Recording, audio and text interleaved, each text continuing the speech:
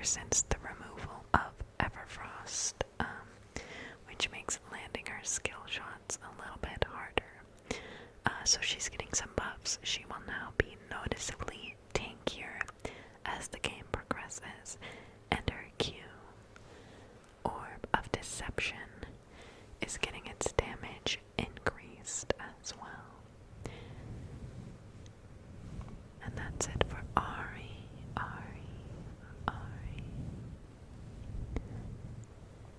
Next up is Aurelian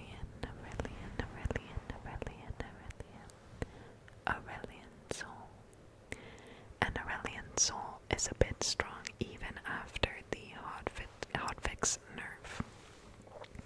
With all the anti-snowball changes that have been added to the game, like gold bounties, objective bounties, comeback experience, home guards after death, reduced death timers, home guards at 14 minutes instead of 20 minutes. All these changes really made a big difference to those late game type of champions, like Aurelian Soul, and they are really strong in the current meta. So Aurelian Soul's Q, Breath of Light, is getting its damage nerfed by a noticeable amount.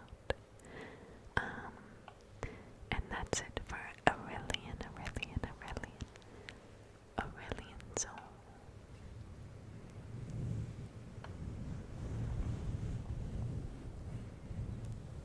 Next up we have Bard.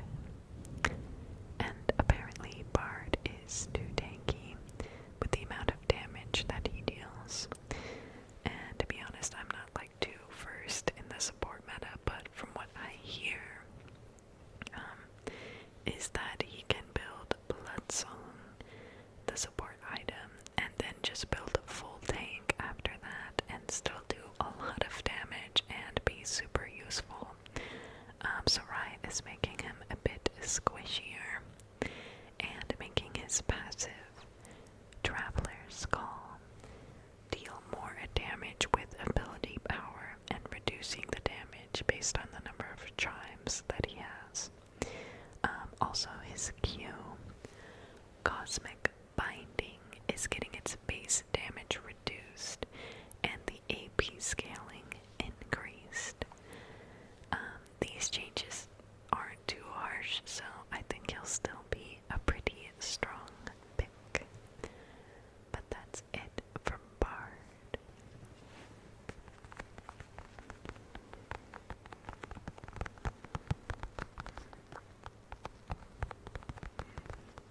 Next up we have Fiora. And Fiora is getting a small nerf. I think Fiora was strong even before Riot removed armor shards. She can rush Ravenous Hydra and automatically win most lanes. And if not, she could at least just wave clear and split push if the enemy top decides to group. The OP thing about Fiora right now is that her armor penetration is really weak. So most fighters and bruisers have a hard time dealing with tanks. And unlike Camille, for example, who does flat true damage, which is better if the enemy doesn't build HP, so Fiora can skip out on the weak armor penetration items and basically build just the good fighter items and still do crazy damage. So Fiora main should be really happy about this because she was due for a nerf, but she's getting a pretty small nerf. Her W, Riposte, is getting its attack speed slow decreased, which honestly isn't even that bad considering most of the times Fiora uses this ability when the other person is like trying to disengage, walking away to position her vitals, or maybe is even stunned by the parry. They could have nerfed her cooldowns, they could have nerfed her damage, but no. That is it for Fiora.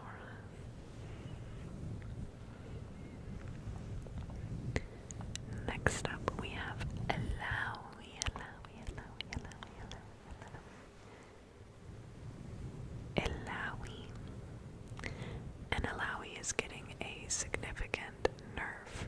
Her win rate just jumped up a bit too much after the previous patch where they changed the range on her tentacles. So the damage on her passive, Prophet of the Elder God, is getting reduced, which I'm really happy about because I do not like playing against Alawi. But that's it for her.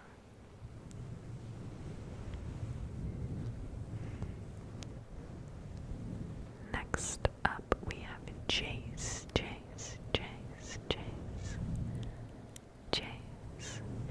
And Jace is getting some pretty significant buffs. He will overall be doing more damage.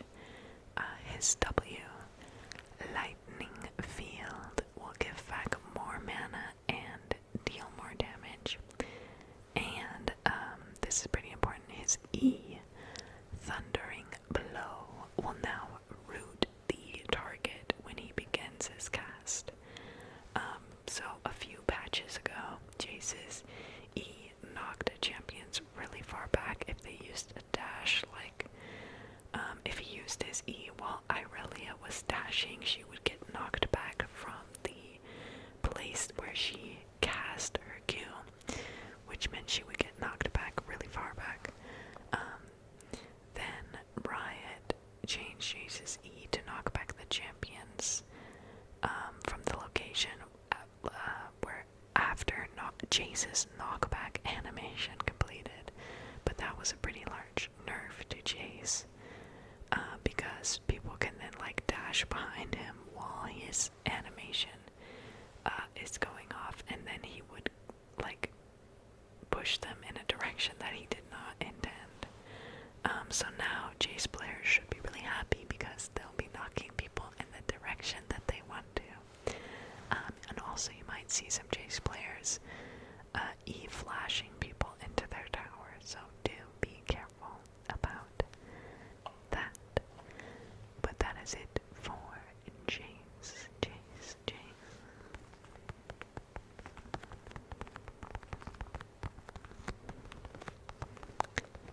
Next up, we have Cassandre.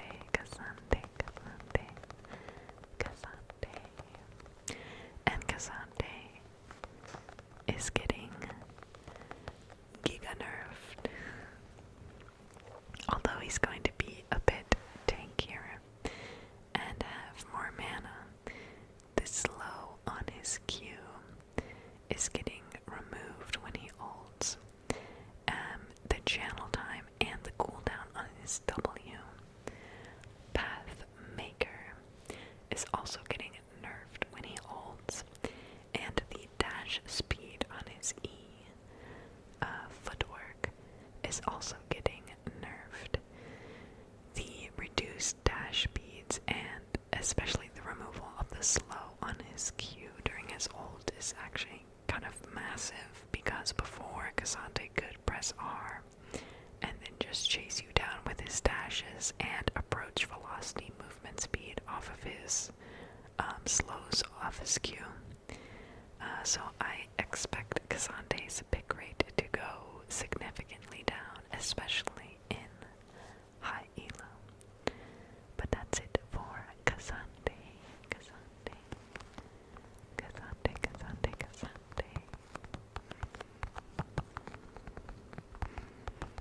Next up, we have Kai'Sa, and Kai'Sa is getting a small buff.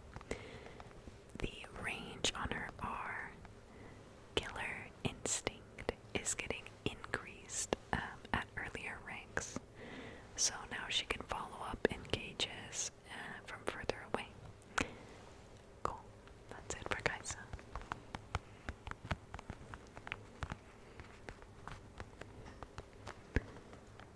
Next up we have Kalista, and Kalista is getting a small nerf. The damage on her E, Rend, is getting slightly reduced. However, one of the on-hit items she builds, Terminus, is getting slightly buffed this patch, so her win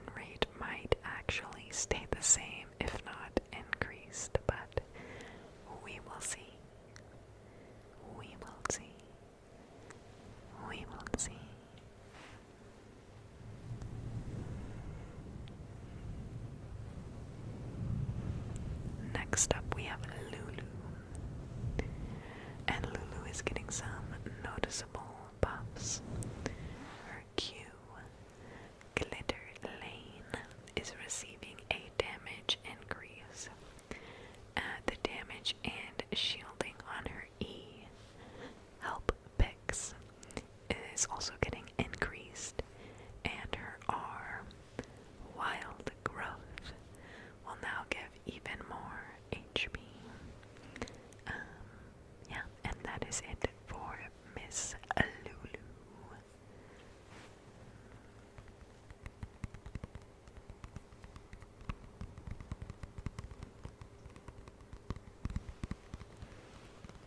Next champion is Maokai. And Maokai is still kind of OP even after the nerfs from last patch. So Riot has decided to nerf him again. His armor is getting reduced, and the damage on his Q, Bramble Smash, is getting reduced by a small amount, and the root duration of his R, Nature's Grasp, is getting reduced slightly as well. Honestly, I think that he's still going to be strong in the support role, because this round of nerfs really doesn't seem too bad in my opinion. But that is it for Maokai. Next up we have Rek'Sai. And Rek'Sai is getting changed, but the resulting change is more of like a buff to fighter slash bruiser Rek'Sai, and a nerf to assassin Rek'Sai. And there's a lot of changes here, so kind of bear with me for a second. So her Q, Queen's Wrath, now scales off of her attack speed, but the burrowed Q, Prey Seeker, will deal less damage. The movement speed on her W, Burrow, is getting increased based on rank, and her Unburrow is now an AoE knockup, but the damage is getting reduced slightly. She will also be making more tunnels. We'll be able to use them more frequently, and will also move through the tunnels faster. Her E, Furious Bite, will now deal percent max health damage, but the damage on her R, Void Rush, is getting reduced, and that was a lot of changes. But what really stands out to me are the changes to her tunnels. The 8-second reduction on the cooldown of her tunnels is gonna be a lot of tunnels. The 8 seconds, she'll probably be able to move around the map a lot faster, because she'll be able to create like a tunnel network and then, move through the tunnels a bit faster. So her clear speed might increase as well. And there's also like the possibility with these kind of like large changes that somebody finds some insane OP build that makes her completely broken. But we will see.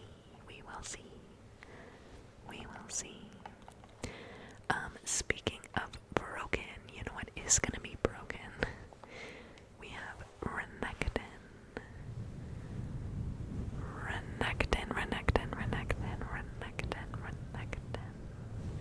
And Renekton is getting giga buffed. And I really don't know why Riot loves Renekton so much. Like, yes, his win rate is sub 50% in solo queue, but like, do we really want to see more Renekton in competitive play? I don't know. So, his Q, Colamik, is going to heal more. The cooldown of his E, Slice, is getting reduced, and the bonus health from his R, Dominus, is getting increased. I don't know, I would kind of understand if they only buffed his late game, but they buffed his rank 1 R and his healing, which, like, by the numbers maybe doesn't seem like too much, but when you take into account his Q is on a 7-second cooldown, so it's actually a lot. So if you're a Riven player and you weren't banning Renekton before, you should probably start banning him now. Especially because it's even harder to kill him when he ults with the extra HP that he now has. And he might be picked a lot again in competitive play. Especially with Cassandre getting Giga nerfed. But we'll see. That is it for Renekton.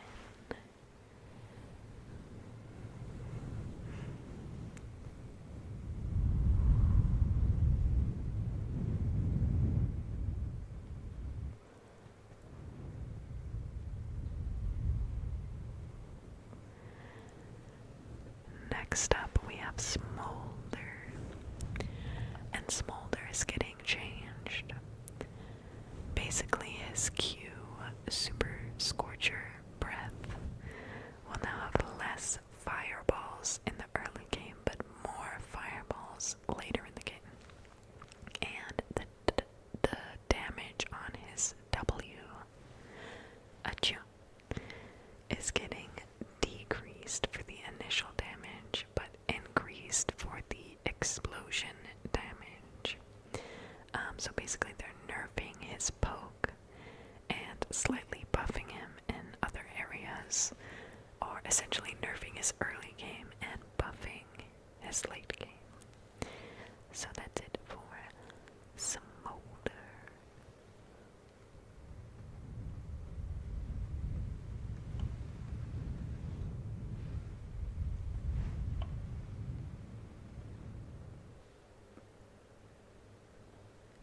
Soraka is getting a buff.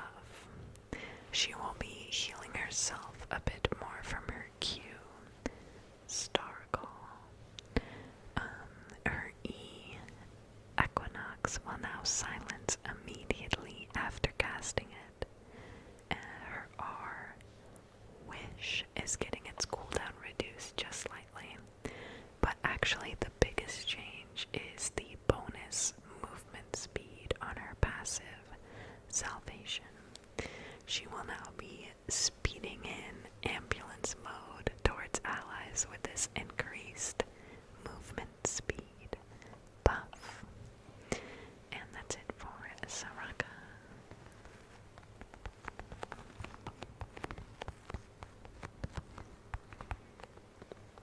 Next up, we have Thresh.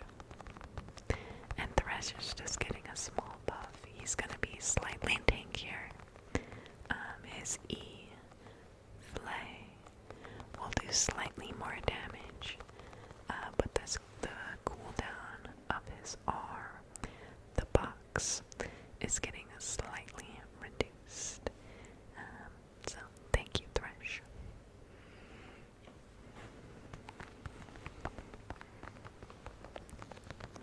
Next up,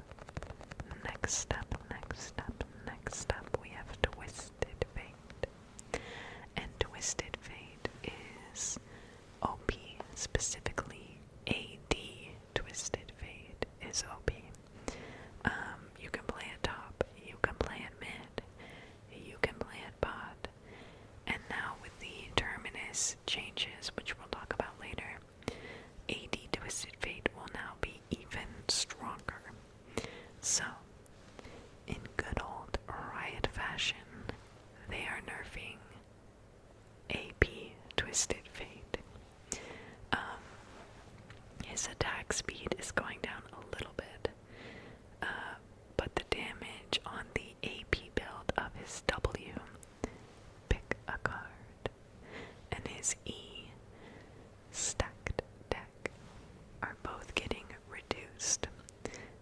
I think one of the biggest buffs to Twisted Fate was actually the removal of tenacity from the unflinching rune. Before, you could kind of just take the unflinching rune and be kind of okay against Twisted Fate. But now you either have to buy Merc Dreads, take Legend Tenacity, wait until you get Starax, hope your champion can build Wit's End, weaken your laning phase with the Tenacity Shard, buy Q QSS. All of these are like really generally bad options, right? Compared to being able to just like take unflinching from previous patches. So with these nerfs, we should expect Twisted Fate to still be thriving.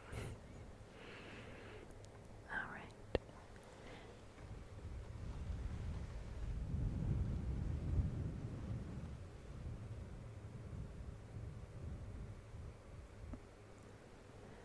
Next up we have Varus.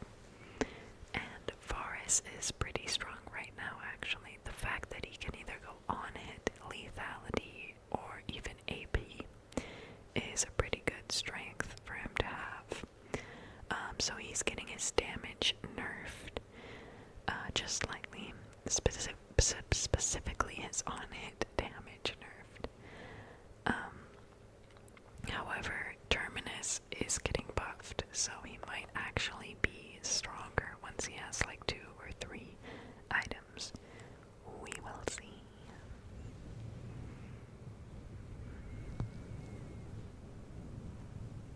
Next up, we have Volibear, Volibear, Volibear. And Volibear is getting some pretty significant buffs. He's gonna be running faster with his Q, Thundering Smash. He's gonna fight more frequently with his R, Stormbringer, now on a lower cooldown. His win rate might increase a little, but I don't think this is gonna make him like super OP or anything. I think his main issue is that he is too easily kited with so much mobility in the game right now. I don't even think the increased movement speed is kind of gonna be enough to really help him out that much. But that's it for Volibear.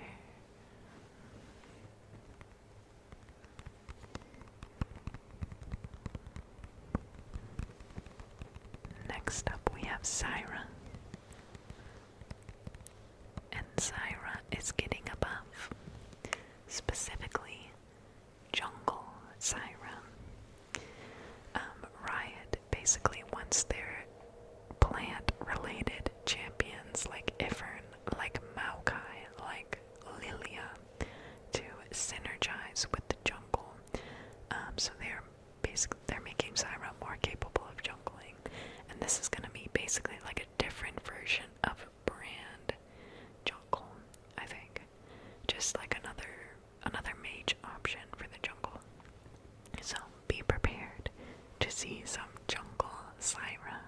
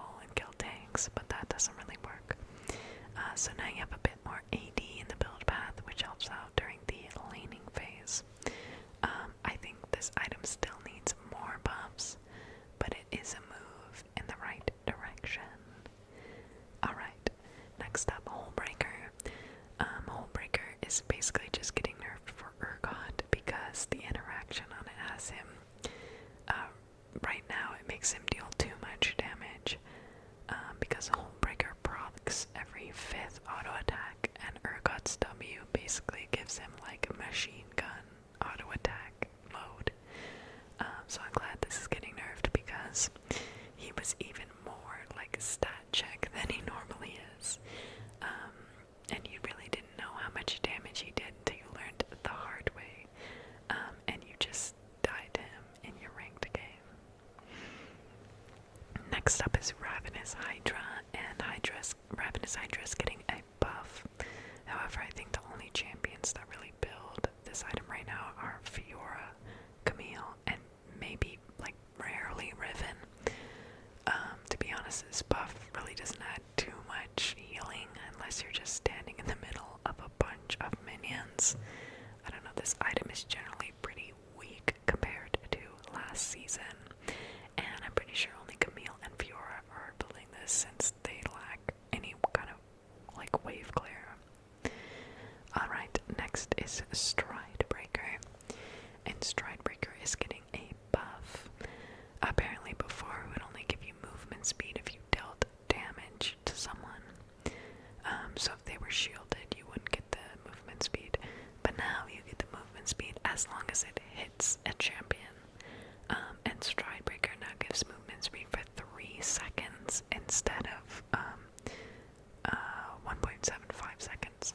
So pretty significant buff to champions like Darius, Garen, Olaf, those kind of champions.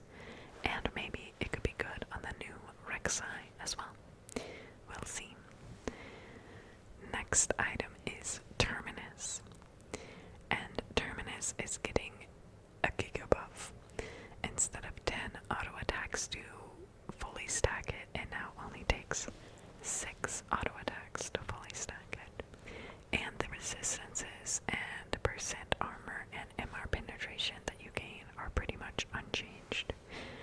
So even though a champion like Callista is getting nerfed, I can see some Callistas build like Blade of the Run King,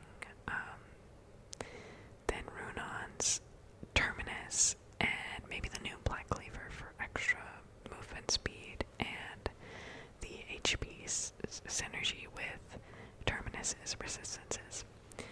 I'm not sure if that's what they'll build, but if I was playing against Callista, that's probably the build that I wouldn't want to play against.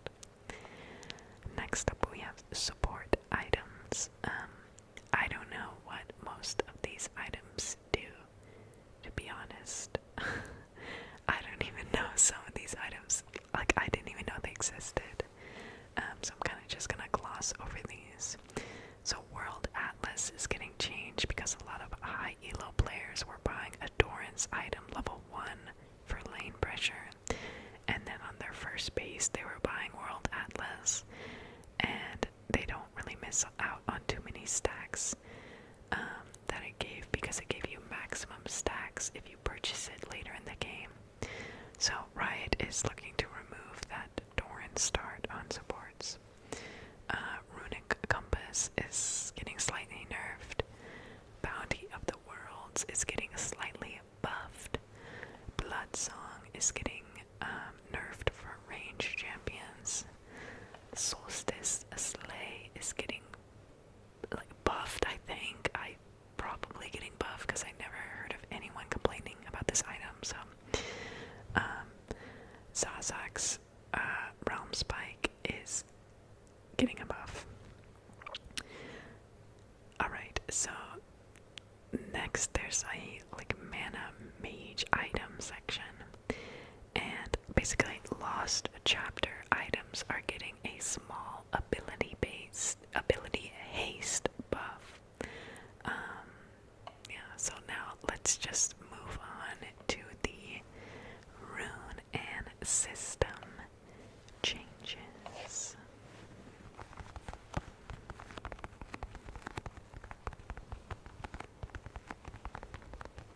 The first rune change is Lethal Tempo. And Lethal Tempo is getting a substantial and much needed nerf for melee users. This rune has been kind of overpowered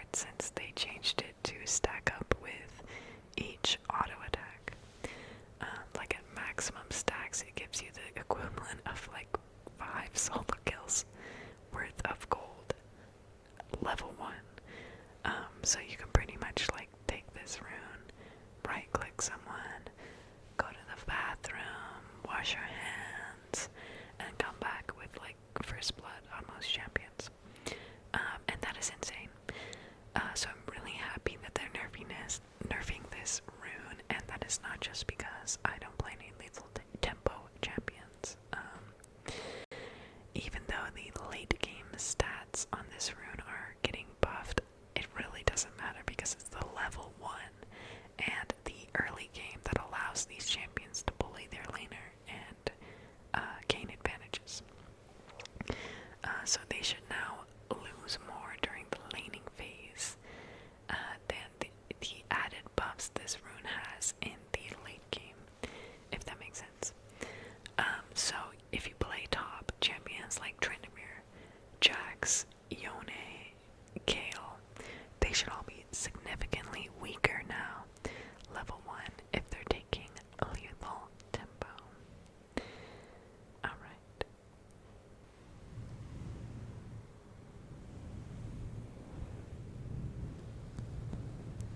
Now for the system changes.